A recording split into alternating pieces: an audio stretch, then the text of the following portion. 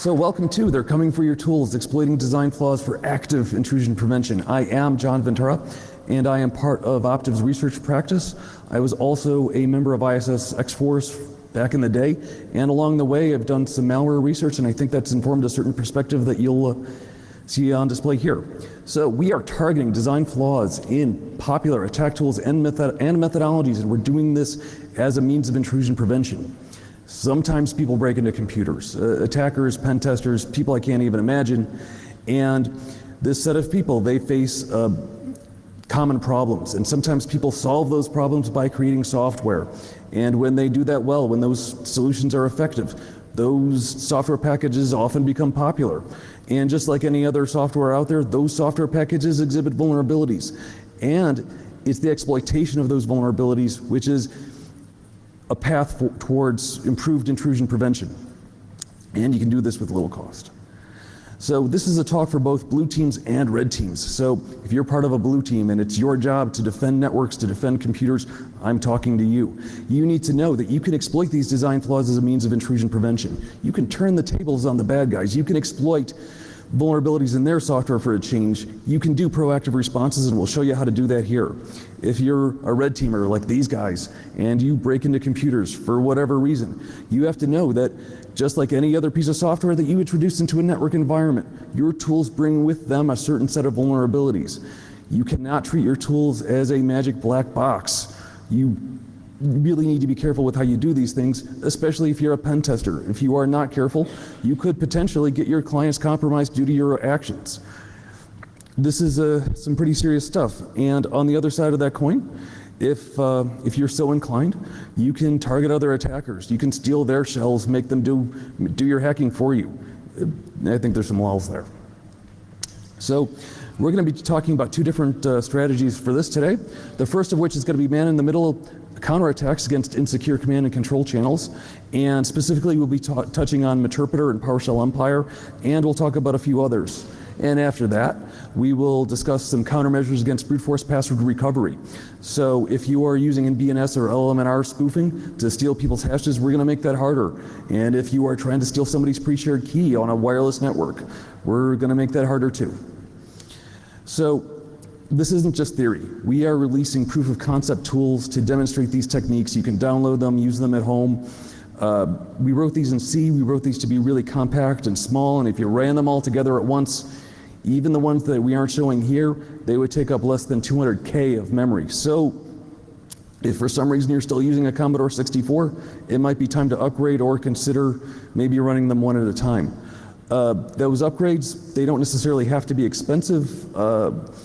The whole point there being you can use so-called next-gen security solutions. You can do that on the cheap. It doesn't necessarily have to come in a multi-thousand-dollar magic box. You can do this cheaply, but don't tell the guys in the vendor hall I just said that, because they're great. So let's talk about those command and control channels.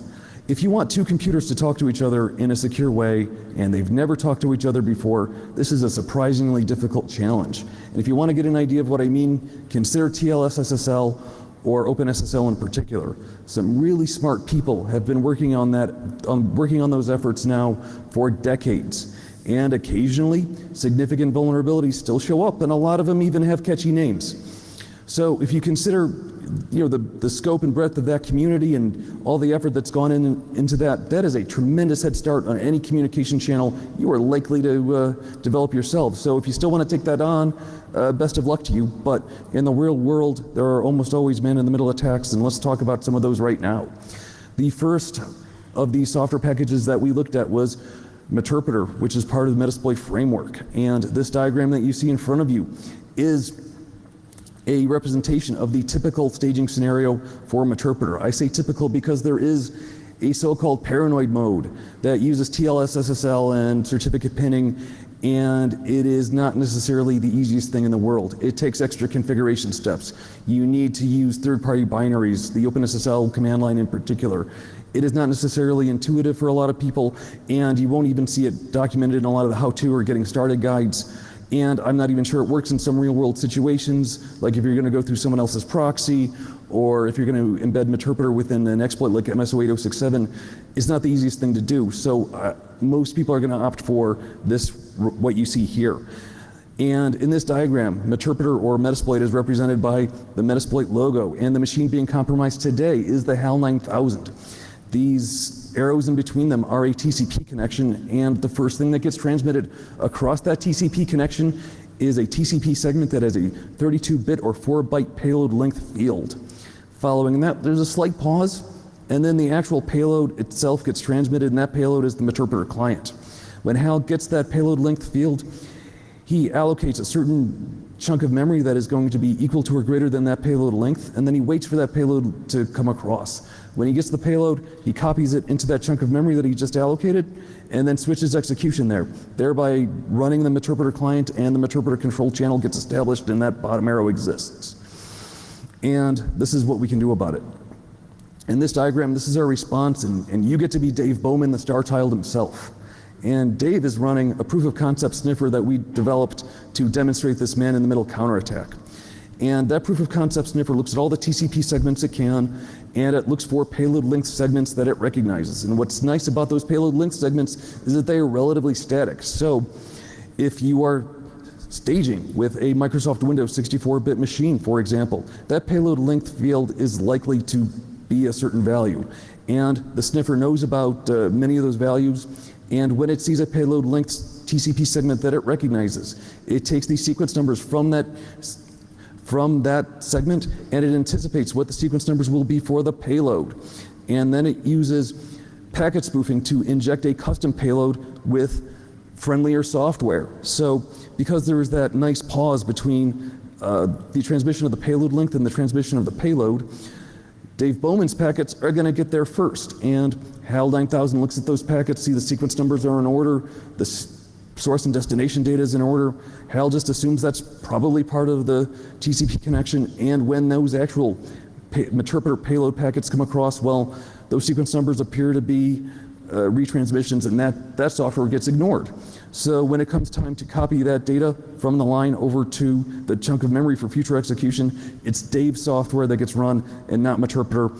And by default, the software that we include is a simple reverse shell. So when it comes time to run that client, Dave Bowman gets a reverse shell. To further illustrate what we mean, here's a snippet of the configuration file that we distribute by default. And you can see these trigger tags. Those define the contents of that payload length field. The first 4 bytes are the payload length. Now you might note 2 trailing null bytes there. Those exist because Windows sometimes does padding because alignment's important, and we account for that here. And the response, that's the data that we're injecting into the TCP stream. This is shell code. It's position independent code. It is a simple run-of-the-mill connect back shell. And the next slide is going to show us what Dave Bowman is going to see.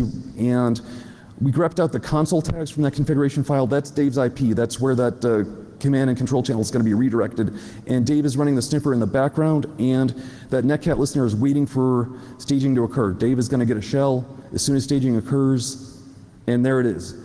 Dave Bowman has a shell on the HAL 9000, and the Meterpreter user has nothing. And here is what it looks like from the Meterpreter user's point of view. This is a Metasploit console and just a simple handler, and I'm going to redirect your attention to the last 2 lines of this terminal. And the second to last line is what the user sees, what the Meterpreter user sees when that payload length segment gets transmitted. And you can see the payload length segment up there. It's in base 10. And right after that, you should note an error message. When we did our magic with the packet spoofing and the sequence numbers, we kind of messed up that TCP connection between the 2 nodes. I like that. We could have written in some RSTs to reset that TCP connection, but you know what? I would rather have our adversary here have an error message, have a broken TCP connection, instead of the Meterpreter prompt that presumably he wants. But we didn't stop there. When you tell people that you are targeting Meterpreter for man-in-the-middle attacks, a lot of people will tell you that they have moved on to PowerShell Empire. PowerShell Empire is really well designed. It's earned its fan base. This is some feature-rich software, and there are 2 currently supported branches of PowerShell Empire. There's version 1.6 and there's version 2.0. They both do payload encryption or obfuscation somewhat differently, and they're both vulnerable. So when we did the man-in-the-middle counterattack, we targeted the initial portions of staging, and you can see that here in this graphic that we borrowed from PowerShell Empire's website. Later on, you can see some really nice cryptographic features. There's public keys and private keys. There's Diffie-Hellman and AES and some really good stuff, but we don't mess with any of that. We just hit them right at the beginning, and we broke down this man-in-the-middle counterattack into a 3-step process. And that first step happens right when the Empire user tries to introduce the PowerShell Empire software into a compromised machine. And if you've done this in the real world, you know that you have to submit a command line that starts with PowerShell.exe and includes this crazy base64 blob of PowerShell code. And that code gets executed, and what that script has one job.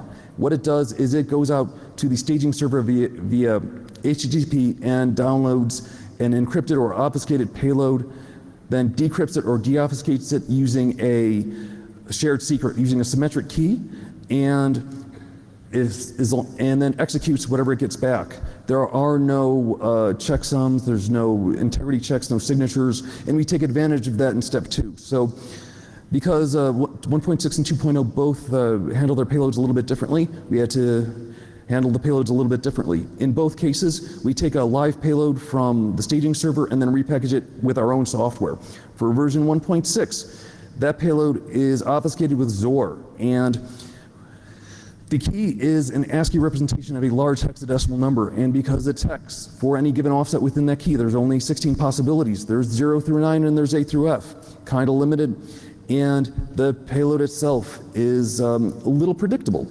And by that I mean, we know it's a PowerShell script, and with a little bit of analysis, we know what characters are going to occur, and we know roundabout what the frequencies of occurrence of those characters are. So we take that knowledge, the frequencies of the characters, and the limited key space for the key, and we do a little bit of statistical analysis, and we extract the key from that obfuscated payload. A little bit counterintuitive, but it works really well. Once we have that key, we repackage it with our own payload. For version 2.0, the story is a little bit more complicated because 2.0 uses RC4 for encryption. And the nice thing about RC4, or the horrible thing about RC4, depending on your perspective, is that it is vulnerable to man-in-the-middle attacks. Specifically, if you know the contents of that plain text, you can make that encrypted message say anything you want it to say. You can see in the bullet points, you can see how that attack works. This is a classic crypto attack. I wish I was the guy that discovered it. I wish I was showing you something new, but this classic attack still works. And that's a known, the plain text is a known payload because PowerShell Empire is open source. Everybody has the source. That's source code in there. We all have it. And for either version, we repackage that. We repackage the software that the user wants stage 2 to be, and we repackage it as our own. And then we use a man-in-the-middle packet spoofing attack like what you saw earlier with Dave Bowman and the HAL 9000 to overwrite the responses from the server. So when that base64 encoded script reaches out to the staging server to try to get the next stage script, it will end up getting our software because we overwrite it on the line. And this is what it looks like from our point of view. The software is somewhat flexible, and it lets you define what software you want to run on the compromised machine. Today, because it's a proof of concept, we're going to launch calc.exe because that's what proof of concepts do. By default, the software that it sends along is a reverse shell, but you know, calc.exe, it's a proof of concept. So in the command line here, you see that we are reaching out to the staging server via HTTP. There's other ways you could do this. You could sniff that payload. You could get it through your proxy logs. We chose HTTP. There's other ways to do it. And here's what it looks like from the attacker's point of view. This attacker sends the PowerShell staging command, and PowerShell does not stage. This user gets calc.exe. We should note at this point that it is a little bit abnormal in practice to launch PowerShell Empire from a GUI. You don't normally get to do that, but you know, I wanted to show you guys calc.exe. We didn't stop there though. There were a couple other software packages that I think deserve a mention. In particular, Fuzzbunch, which includes the double pulsar module. This is part of the Shadow Brokers dump. The Shadow Brokers leaked some software that was developed by and/or for one of these 3 government agencies, and I'm not going to speculate which one. And the people at Countercept released some really in-depth analysis of that software, and as it turns out, double pulsar is very easy to detect on the line. There are snort rules that can detect it. It uses XOR for encryption, exposes the key in plain text, And to make matters worse, double pulsar does not really have adequate authentication once you've introduced it onto somebody's computer. So if you ever detect double pulsar running, feel free to fire up your own double pulsar client and follow that guy in, because there's nothing's gonna stop you, even if you don't have the exploit. This is not safe. Don't use it, especially if you're a pen tester. Just say no. On the other end of that spectrum is Cobalt Strike, which has several staging and even some stageless options. There are data integrity checks, and to their credit, Raphael Mudge put out a blog post that talks about these issues in depth, and we don't have time to go into it today, but if you're a Cobalt Strike user, I strongly recommend you RTFM. In the meantime, let's switch gears and let's talk about password cracking and what you can do about it.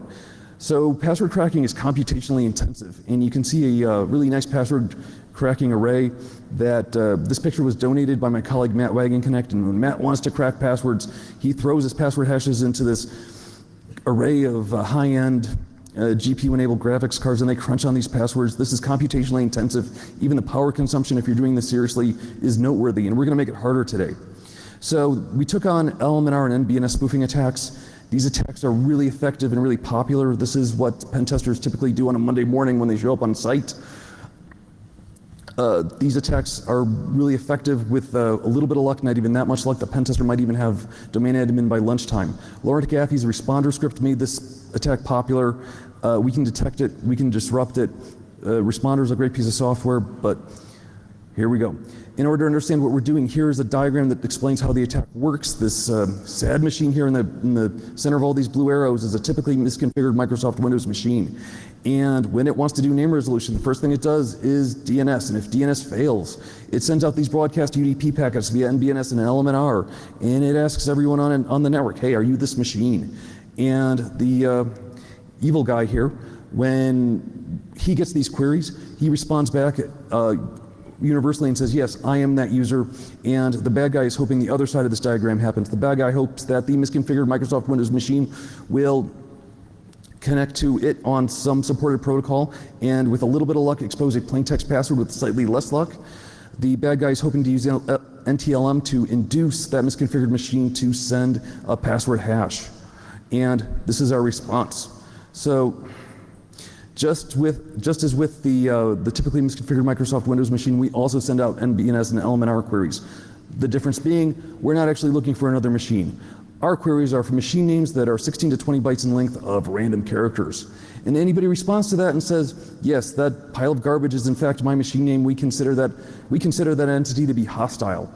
And because that entity is looking for password hashes, we send password hashes. We also log the alert. So we go beyond logging, we actually do something about the attack. And here's what it looks like from the defender's point of view. This command line, it takes usernames and passwords from that usernames.txt file. Presumably these are fake usernames and passwords. However, people have talked to me about canary accounts and using that as a means of detecting relay attacks if you're worried about that.